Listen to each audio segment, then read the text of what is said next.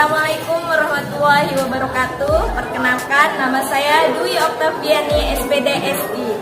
Saya adalah mahasiswa PPG dalam jabatan kategori 1 di Universitas Lambung Mangkurat, Kalimantan Selatan. Saya bekerja di SMA N3 Ketapang, Kalimantan Barat. Terima kasih. Wassalamualaikum warahmatullahi wabarakatuh. Assalamualaikum warahmatullahi wabarakatuh. Waalaikumsalam warahmatullahi wabarakatuh. Baik, seperti biasa ya, hari ini kita belajar biologi lagi sesuai dengan jadwal kita. Nah, sebelum kita memulai pelajaran hari ini, mari kita berdoa menurut agama dan kepercayaan kita masing-masing yang akan dipimpin oleh ketua kelas kita. Silakan, Andra. Sebelum belajar, marilah kita berdoa. Berdoa dimulai. Berdoa selesai. Baik, terima kasih Andra. Gimana kabar kalian hari ini? Baik. Baik aja? Luar biasa. Ya, luar biasa ya. Bagaimana kabar kalian hari ini? Luar biasa. Oke, luar biasa ya. Nah, untuk itu Ibu akan mengecek kehadiran kalian hari ini. Siapa yang tidak hadir? Aji. Aji ya. Toha. Oh, Aji. Aji apa? Toha. Keterangannya? Alfa. Aji, Alfa, Kohar. Alfa. Kohar juga Alfa. Alfa. Angga juga Alfa. Oke. Yang lainnya hadir semua ya? Iya, baik. Bagaimana kesiapan kalian belajar hari ini? Siap banget ya? Sudah siap menerima pelajaran hari ini? Siap. Literaturnya sudah disiapkan? Siap ya, karena pertemuan kemarin Ibu sudah menyampaikan ya, hari ini kita akan belajar materi apa, seperti itu ya. Nah, untuk itu, bagaimana dengan pagi yang cerah ini? Apakah kalian tetap semangat? Kalian tahu tepuk semangat? Kalau biasanya kalau anak organisasi biasanya tahu. Gimana Bang? Coba Bang. Tepuk semangat.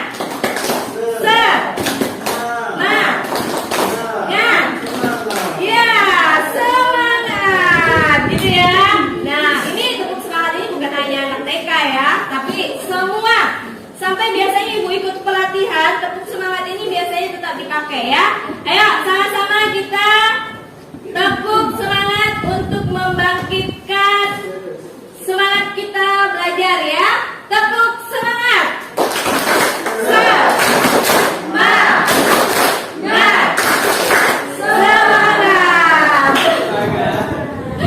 Begitu ya. Nah, untuk itu. Nah, jadi kita pretest dulu ya untuk memulai kegiatan belajar kita hari ini ya. Langsung kalian isi saja di sini.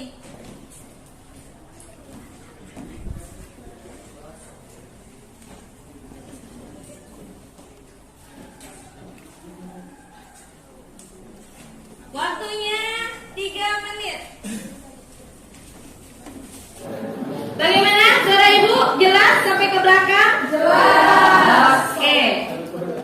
Kita minggu kemarin ya sudah mempelajari tentang kelainan sistem otot ya.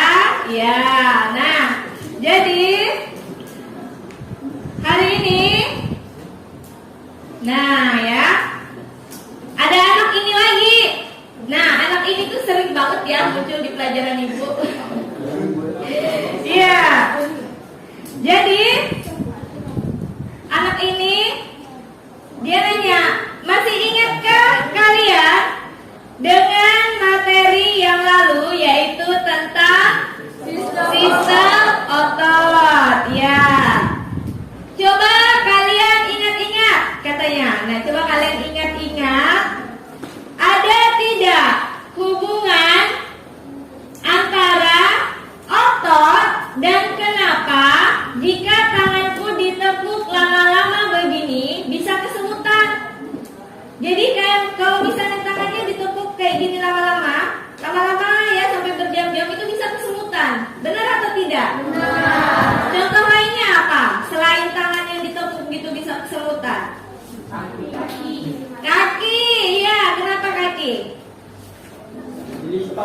Iya, kaki dilipat atau pas dalam posisi apa? Jongkok biasanya ya. Ya, betul ya. Biasanya kalau posisi jongkok itu biasanya lama-lama bisa kesemutan. Kalian harus ingat ya bahwa otot adalah alat gerak aktif yang mendukung pergerakan sirkulasi darah di dalam tubuh. Seperti itu. Betul atau tidak? Betul. Nah, jadi itu adalah hubungannya ya antara otot dan pelajaran kita hari ini. Nah, sekarang kalian perhatikan gambar di bawah ini. Yang pertama gambar apa?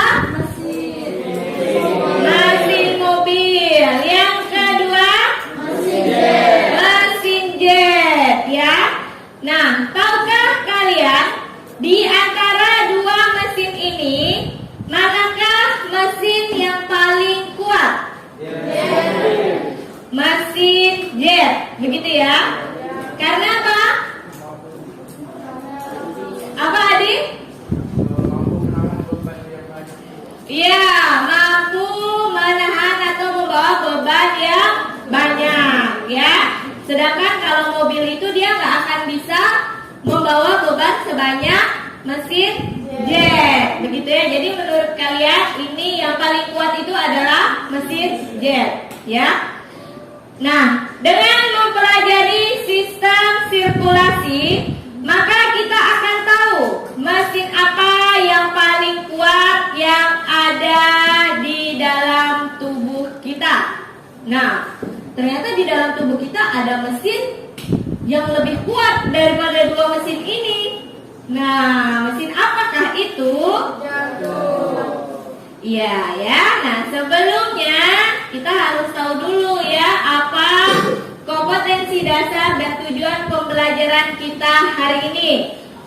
Kompetensi dasarnya yaitu pada 3.6 menganalisis hubungan antara struktur jaringan penyusun organ pada sistem sirkulasi dalam kaitannya dengan bioproses dan gangguan fungsi yang dapat terjadi pada sistem sirkulasi manusia.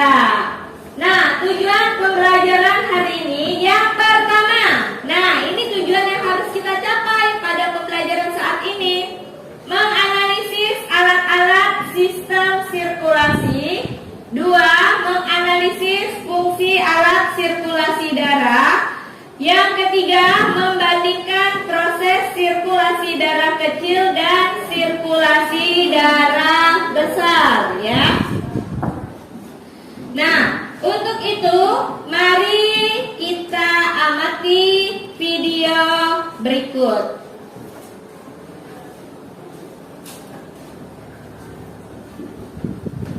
Nanti kalau pas dengar video di belakang videonya kurang jelas, nanti bilang ya. Baik, kita dengarkan video secara bersama-sama. Silahkan dipahami dan diresapi ya.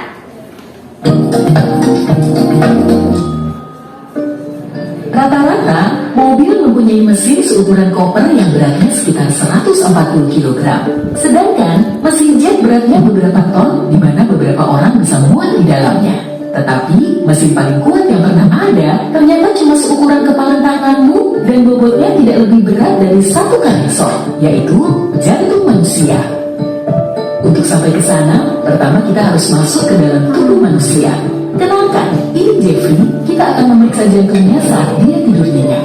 Kita bisa masuk melalui mulutnya. Ya ampun, pria ini mendengkur keras sekali. Tutup telingamu. Jeffrey menarik nafas dan yuk masuk ke dalam paru-parunya. Ayo, berpegangan pada molekul oksigen ini karena dia bergerak menumpang pada sel darah merah. Bagus, kita berhasil masuk ke dalam darah. Ya, tempatnya Tempatnya sempit sih, dinding terowongannya akan membesar saat kita berpindah dari pembuluh kapiler menuju venula yang sedikit lebih besar, kemudian masuk ke pembuluh darah vena menuju jantung. Pembuluh darah ini mengingatkanku pada perosotan di wahana wisata akhir. Hanya saja mereka itu lembut dan lentur. Lihat kan, mereka dapat meregang dan menyusut. Darah bergerak seiring dengan tiap denyut jantung, yang artinya cepat atau lambat kita akan memasuki mesin tersebut. Ditambah jaraknya tidak jauh dari sini. Jantung melekat kuat di antara kedua paru-parumu sehingga bisa dengan cepat mendapat darah yang kaya oksigen dan segera mengirimnya ke seluruh tubuh. Untuk saat ini kita bergerak sangat lambat sama dengan kecepatan orang yang berjalan, karena Jeffrey sedang tidur dan di jantungnya pun tampak tenang. Dengan tidak, itu bunyi jam alarm Jeffrey. Dia melihat jamnya dan sadar kalau ia terlambat pergi bekerja. Otaknya segera memerintahkan tubuhnya untuk mengeluarkan adrenalin. Ini membuat darahnya terpompa lebih cepat. Jadi, bersiaplah. Pergerakan kita akan makin cepat. Saat detak jantungnya meningkat, tekanan darah pun naik. Dengan otot-ototnya penuh darah yang kaya oksigen, dia langsung meloncat turun dari tempat tidur. Kita pun semakin dekat ke tujuan. Dinding pembuluh darah semakin lebar dan lebar. Kita hampir sampai. Di luar terowongan, kamu akan melihat kita sedang mendekati sebuah sangkar. Jantung dan paru-parumu yang berharga ini butuh pelindung yang kuat, tulang-tulang igamu. Sekarang kita di dalam pembuluh utama vena dan whoosh, selamat datang di jantung manusia. Pada dasarnya, jantung adalah sebuah otot besar yang terus-menerus bekerja. Dia berdetak 100.000 kali sehari, hampir 40 juta kali setahun, dan lebih dari 2 miliar kali seumur hidup. Pada setiap linitannya, darah sebanyak 1/3 cangkir bergerak melalui jantung. Dalam sehari, itu sama dengan 7.500 liter. Mesin lain pasti akan rusak dengan beban seberat itu. Tetapi tidak demikian dengan jantung manusia yang luar biasa ini. Bayangkan jantungmu seperti pusat layanan pesan antar makanan berukuran besar. Dia mendapatkan pasokan segar dari paru-paru, sebut saja sebagai petani. Sel-sel darah merahmu adalah truk pengangkut yang membawa pasokan ke seluruh kota alias tubuhmu.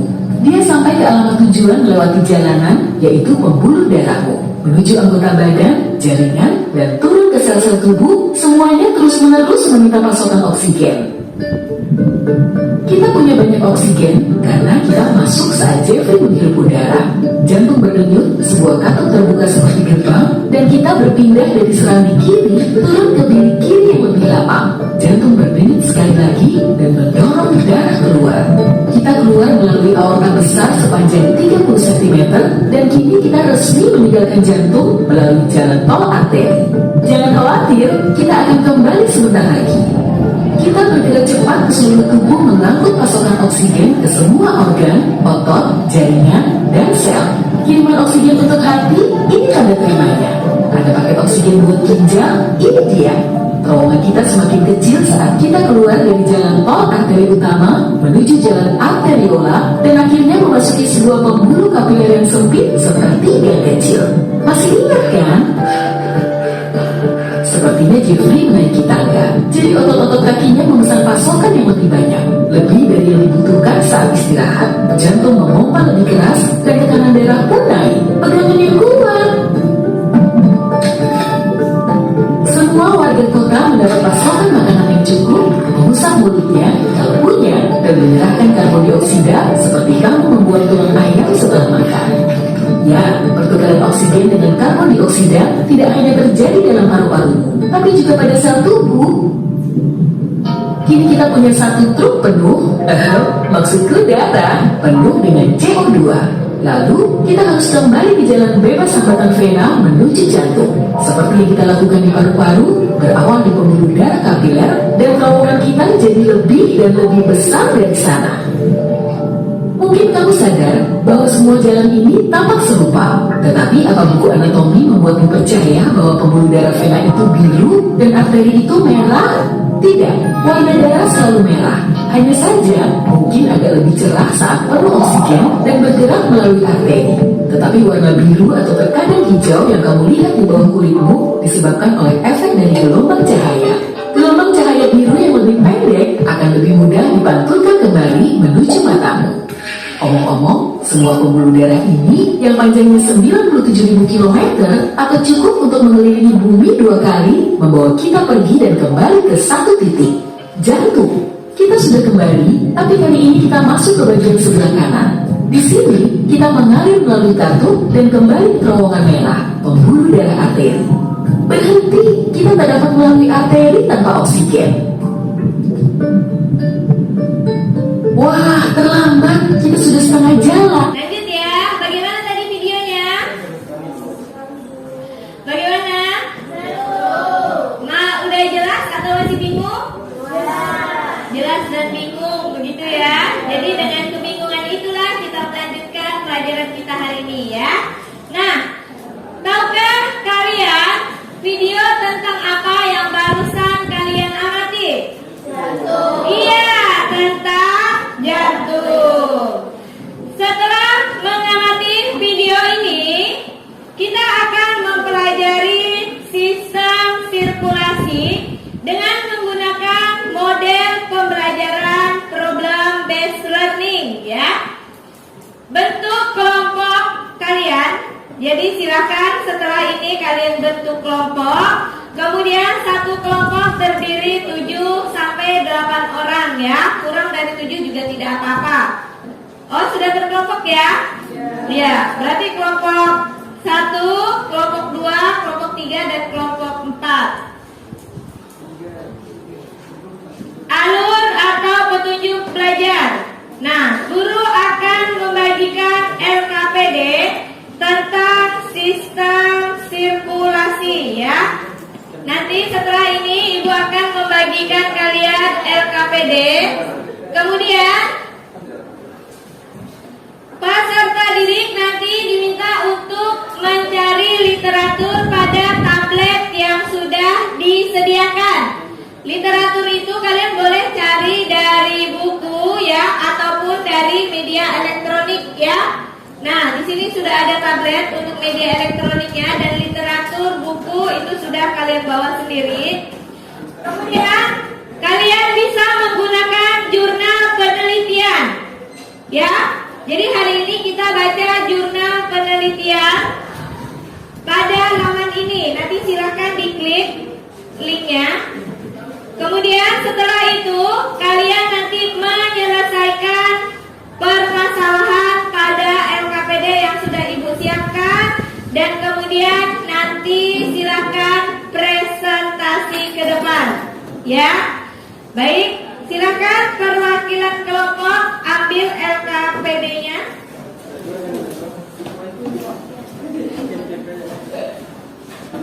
LKPD yang sudah kalian dapatkan, jika ada yang kurang paham bisa ditanyakan ke ibu ya, sambil kita diskusi.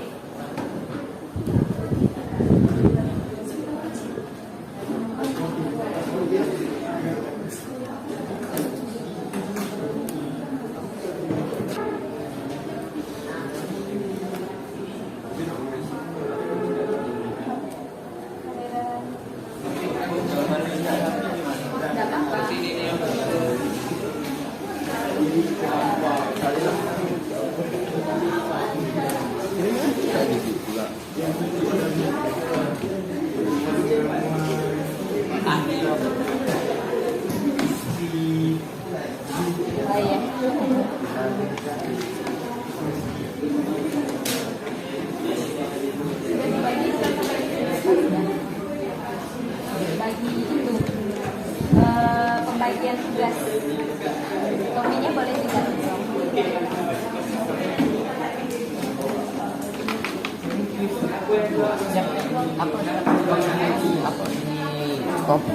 Apa kompa? Lubang yang di kompa deh beda-beda kan. Misalnya lubang ini kemana gitu. Dia beda-beda. Nanti kalau misalnya yang peredaran darah kecil ya nanti bagiannya dari mana, nanti dipompanya kemana lagi.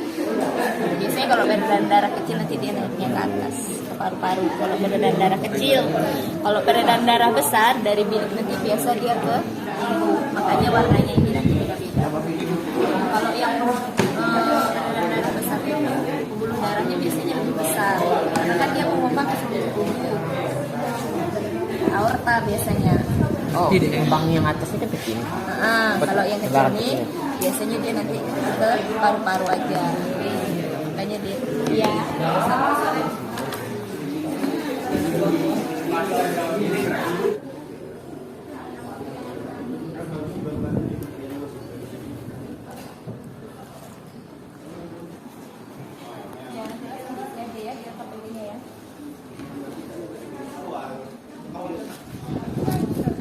siapa yang itu yang mengerjakan bagian kapiler?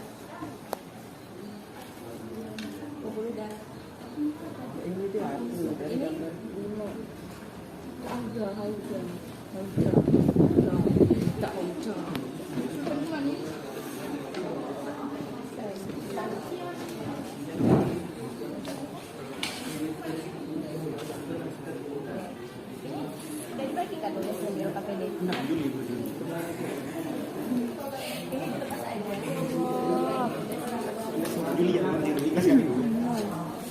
Maunya kayak gitu ya.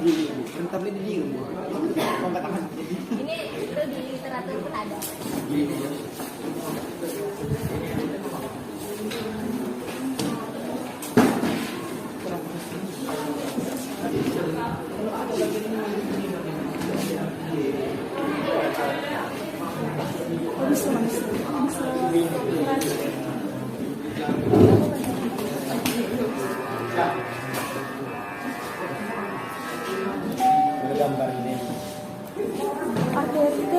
Siap kita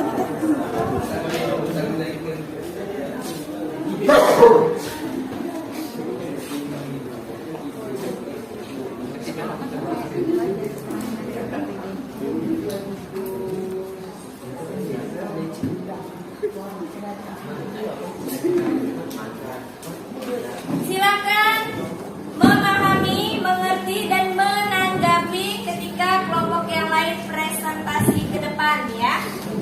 Silakan.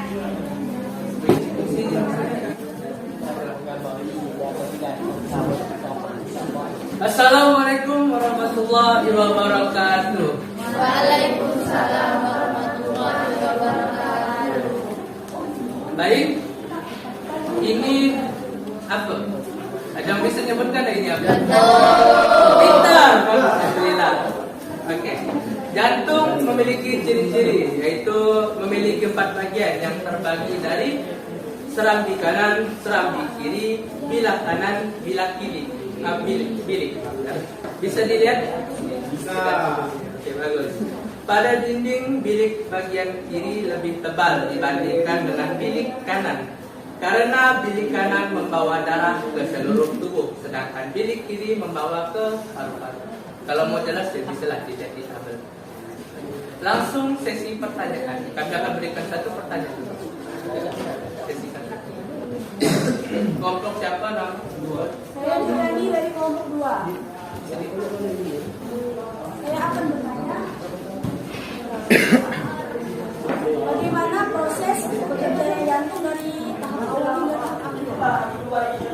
Bagaimana? Menjawab pertanyaan dari kelompok Juliani. Jadi jantung dibagi menjadi sirkulasi darah kecil dan sirkulasi darah besar. Jadi sirkulasi darah kecil itu tuh urutannya jantung, paru-paru, dan kembali ke jantung. Terus sirkulasi darah besar dari bilik kiri, aorta, arteri, tubuh, vena, dan serambi kanan. Apakah memuaskan dan sudah jelas? Sip. Akan kami akhiri. Nama saya Abdul Basit.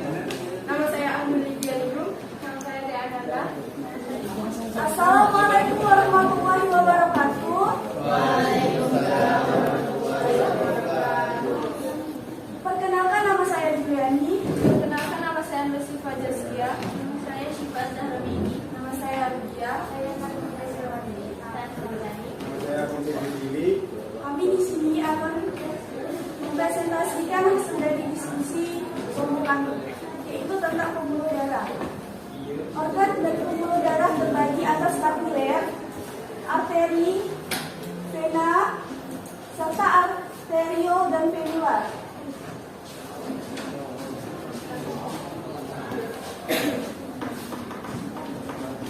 Fungsi kapiler merupakan pembuluh darah yang menghubungkan antara arteriol dan venular. Pembuluh vena bertugas mengalirkan darah dari organ tubuh kembali ke jantung. Fungsi arterio dan kanula.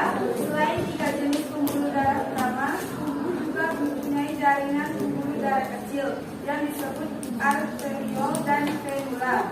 Arteriol adalah cabang kecil arteri, sedangkan venula adalah cabang kecil yang mengumpulkan darah dari organ-organ hingga sampai ke vena. Ukuran pembuluh darah terkecil hanya sekitar 5 mikrometer. Perbedaan arteri memiliki inti pembuluh tebal dan elastis serta berfungsi untuk membawa darah dari jantung ke seluruh tubuh. Sedangkan vena merupakan pembuluh darah yang berfungsi mengalirkan darah dari organ tubuh kembali ke jantung. Silakan ini berpanjang. Menyenangkan ya diskusi hari ini ya. Pesertanya kalian aktif ya, kemudian hasil diskusi kalian juga bagus ya. Yang bertanya juga banyak ya, seperti itu ya. Mudah-mudahan terus aktif seperti ini ya. Kita berikan aplaus untuk kita semua. Nah, jadi seperti biasa setelah kegiatan diskusi ya, Ibu akan memberikan refleksi pada setelah proses diskusi ya. Jadi tadi ada beberapa refleksi ya, contohnya dari kelompok 1. Jadi sebenarnya kenapa alasan bilik kiri itu dindingnya lebih tebal daripada bilik kanan? Karena bilik kiri itu memompa darah dari jantung ke seluruh tubuh. Nah, kalau misalnya yang bilik kanan itu memompa darah ke paru-paru, makanya dinding jantung pada bilik kanan itu lebih tipis daripada bilik kiri. Seperti itu ya. Nah, untuk itu ini Ibu akan memberikan penguatan ya. Nah, ini adalah sistem darah pada manusia. Nah,